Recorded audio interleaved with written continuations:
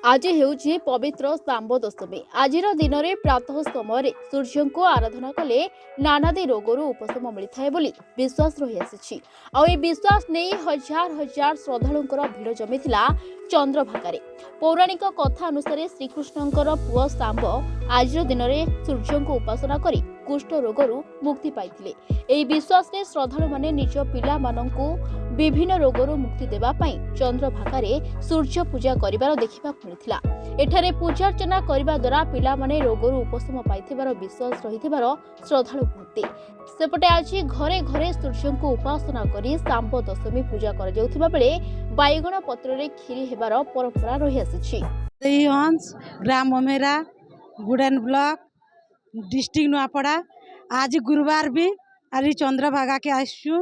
Are व्रत व्रत करी मड़ा पिठा जिन बनामा व्रत करमा बुली कर जिमा विश्वास रही चंद्रभागा बोली देखी आसु दूर दूर आसिक समस्ते देखुंट आरु सब परिवार भल कर परिवार के रखुच बोली दर्शन करके जाऊँ। मो ना विमला विभा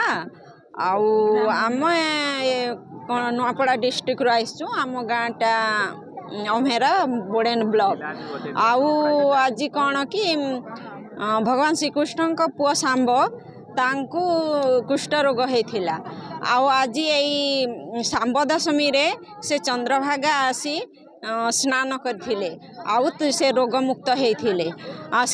आम्बे से दिन को मन पकई आम्बे आसचु आउ से रवि नारायण सूर्य को अर्घ देकी आम सपरिवार को सुख शांति रे रख प्रभु रोग मुक्त कर जमती देह स्वस्थ सबल रख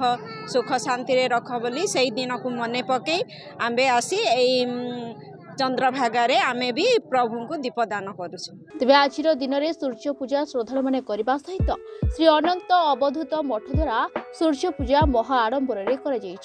मठर बिरंची नारायण मैत्राय दिश उत्सव मूर्ति को रथ रे निया जाई चंद्रभागारे सूर्य पूजा करा कुष्ठ रोगरू मुक्ति पाइबा परे एठारे सही दिन ठारू एही परंपरा प्रचलित होई आसुछि बोली अनंत अवधूत मठ महंत कहिथिबा बेले एठारे आजिर दिन में स्नान करी सूर्य को पूजा कले महापुण्य मिलिथाय बोली कहिसंती। तेबे आजिर दिन परंपरा अनुसार अवधूत मठरू रथ उपरे बरा काकरा और पोड़पिठा लागी करा जिबा परे मैत्र रथ चंद्रभागा पर्यंत जीवा परे सेठारे 27 दिन पर्यंत रहिबा परे पुनर्बार माघ मेला को प्रत्यावर्तन करिथाय। एही सूर्य रथ बोली महंत कहिथिबा बेले काहे केउ स्थानरू सूर्य उपासना करिबाकू दौड़ी आछंती श्रद्धालु। मो होची अनंत चरण नायक सौर ब्राह्मण परिषद सूर्यनारायण पूजा करा सांब एक दिन प्रतिष्ठा करथिले एठी सूर्य मंदिर एवं साज कुष्ठ रोगाक्रांत होते सूर्य मंदिर प्रतिष्ठा करते कुष्ठ रोग आरोग्य होगा फल माँ मैंने पिला माने संसार जिते लोक अच्छा समस्त ये हिंदू धर्म लोक मैंने प्राय पूजा करती निजर पिला आरोग्य कामना कर वास्तविक देखा गले सूर्य किरण समस्त औषध भरपूर हो रही ये सूर्य को उपासना कले जेहेतु सी आमर आरोग्यदायक देवता तेणु से समस्त लोक हिंदू धर्म लोक तथा अन्य लोक धर्म लोक भी पूजा कर सर्वधर्म लोक ये पूजा कर आज सांब दशमी स्पेशली पूजा कराऊँगी अल्ट्राभायोलेट जो एक्सेप्ट कराऊनी तेणु से आम जो बैगण पत्र आज बाढ़ुं तेणु से अल्ट्राभायोलेट जो सूर्य ठार आसूसी अति बैगणी रश्मि गुड़ाक सी तारी प्रतिहत से बाढ़ती बैगण पत्र। मो ना अवधूत आदित्य चरण दास मुझे अनंत अवधूत मठर महंत अटे।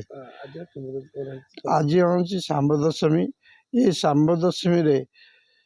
कृष्ण सांब मणिमेघ्र चंद्रभागा नदी पाई सी कुष्ठ रोग मुक्त पाई आसते जो स्वप्न आदेश है से नदी स्नान कला बेलू जो विश्वकर्मा जो तैयारी करते से मूर्तिटा चंद्रभागा नदी में पड़ जाता पुनर्बार से उद्धार कर मंदिर स्थान निज पिता को डाकते से एक सूर्य मंदिर स्थापन करते रथ यात्रा प्रचलित करते। आज दिन ठारू 27 दिन पर्यंत एठारे 27 नक्षत्र सूर्य भगवान से पूजा पाठ करते साकल्य दीपर ब्राह्मण मान आठार पूजा करते 27 दिन पर से संपूर्ण रूपे रोग मुक्त होते 27 दिन माघ सप्तमी दिन से जो रोग मुक्त होते से चंद्रभागा तीर्थ स्नान करी से जन्मस्थान को फेरी आसती ये हूँ पवित्र स्थान ଅର୍କକ୍ଷେତ୍ର। ତେଣୁ ଏଠାରେ ଯେଉଁ ଚନ୍ଦ୍ରଭାଗା ନଦୀ ହେଉଛି ଗଙ୍ଗା ନଦୀ ଠାରୁ 100 ବର୍ଷ ବଡ଼। ଗଙ୍ଗାରେ ଯେତେବେଳେ ପାପ ଭାର ବଢ଼ିଯାଏ ସେ ଏଠାରେ ଆସି ସ୍ନାନ କରନ୍ତି। ସାଧାରଣ ରୋଗଟିଏ ପାଇଁ ସାଧାରଣତଃ ଡାକ୍ତରଙ୍କ ଉପରେ ଲୋକେ ନିର୍ଭର କରୁଥିବା ବେଳେ ଆଧୁନିକ ଯୁଗରେ ଲୋକେ ଆଜି ମଧ୍ୟ ଶାମ୍ବ ଦଶମୀ ଦିନ ଚନ୍ଦ୍ରଭାଗାରେ ସୂର୍ଯ୍ୟ ପୂଜା କଲେ ସମସ୍ତ ରୋଗରୁ ମୁକ୍ତି ମିଳିଥାଏ ବୋଲି ବିଶ୍ୱାସ କରି ଆସୁଛନ୍ତି। ପୁରୀରୁ ଜୟନ୍ତ କୁମାର ସେଠୀଙ୍କ ରିପୋର୍ଟ, ରିପୋର୍ଟର୍ସ ଟୁଡେ।